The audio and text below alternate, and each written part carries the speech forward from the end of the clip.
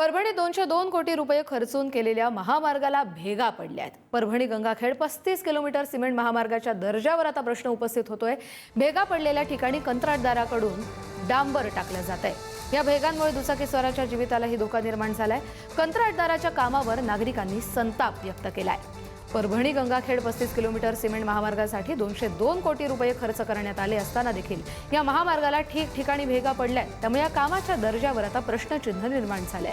या भेगांमुळे अपघात होण्याची शक्यता असून काही ठिकाणी अपघातही झाल्याचा दावा आहे। विशेष म्हणजे भेगा पडलेल्या ठिकाणी कंत्राटदाराकडून डांबर टाकून दुरुस्ती केली जाते आणि या प्रकारामुळे नागरिकांमध्ये संताप व्यक्त होतोय। केंद्र सरकार देशातील रस्त्यांवर हजारो कोटी रुपये खर्च करत असतानाच या रस्त्यांची दर्जेदार क्वालिटी राहते का असा प्रश्न आहे।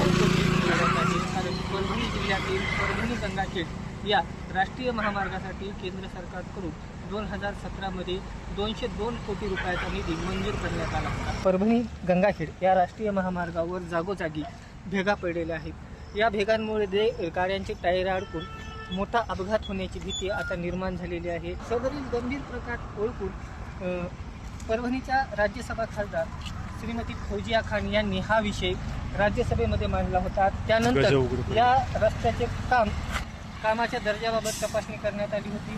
त्यानंतर ज्या ठिकाणी रस्त्यावर भेगा पडलेल्या आहेत त्या ठिकाणचा रस्ता त्या ठिकाणी नवीन रस्ता करण्यात आला। मात्र आता परिस्थिती यापेक्षाही बिकट झालेली आहे। आपण जर पाहिलं तर या रस्त्याच्या जे भेगा पडलेल्या आहेत त्यामध्ये गज देखील उघडे झाल्याचे चित्र आपल्याला पाहावयास मिळत आहे। एकंदरीतच पाहिलं तर या एवढ्या मोठमोठ्या भेगा आहेत की यामुळे एखाद्या दुचाकीचं टायर या भेगांमध्ये अडकून मोठा अपघात होण्याची शक्यता नाकारता येत नाही।